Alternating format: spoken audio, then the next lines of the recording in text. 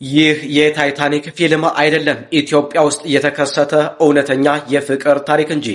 4 ዓመት ሙሉ በየቀኑ ኢንቦክስ እልክላታለሁ።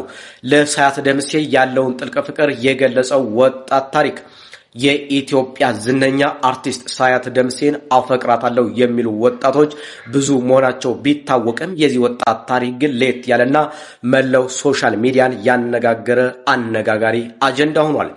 ይህ ወጣት በቅርቡ በዩቲዩብ ቀርቦ ባደረገው ልብ የሚነካ ቃለ መጠይቅ ሳያትን ልቡ እስኪጠፋ እንደሚወዳትና ከሷ ውጭ ሌላ ሴት ማሰብ እንደተሳነው በይፋም ገልጿል። የሚገርመውና ብዙዎችን ፈገግ ያሰኘው ግን ፍቅሩን ለመግለጽ ያሳየው አስገራሚ ጽናት ነው። ወጣቱ እንደተናገረው ላለፉት 4 ተከታታይ ዓመታት አንድም ቀን ሳያቋርጥ በየቀኑ በፌስቡክ መልእክት ይልክላታል። ይሁን እንጂ ከነዚህ ሁሉ ዓመታት ከአርቲስት ሳያት ደምሴ አንዲት ምላሽ አግኝቶ አያውቅም።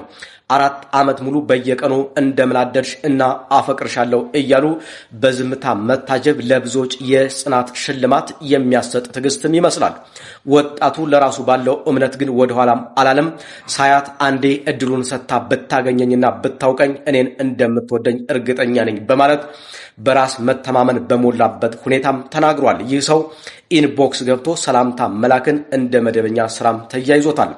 ምናልባት ሳያት መልእክቱን ያላየችው ሜሴጅ ሪኩዌስት ውስጥ ገብታ ታፍኖባት ይሆናል እንጂ ይህን ሁሉ ጽናትና ጉጉት ብታይኖረው ለትዕግስቱ ምስጋና ይገባዋል የምትልም ይመስላል።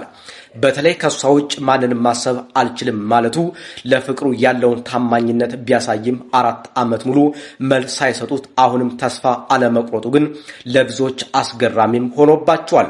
እናንተስ ለወደዳችሁት ሰው እንዲህ 4 ዓመት ሙሉ መልእክት እየላካችሁ ዝምታን ለመታገስ ትዕግስቱ አላችሁ ወይስ 1 ሳምንት ካልመለሰችላችሁ ይበቃኛል የምትሉ አይነት ሰው ናችሁ? እስኪ መልሱን ኮሜንት ላይ አስቀምጡልኝ።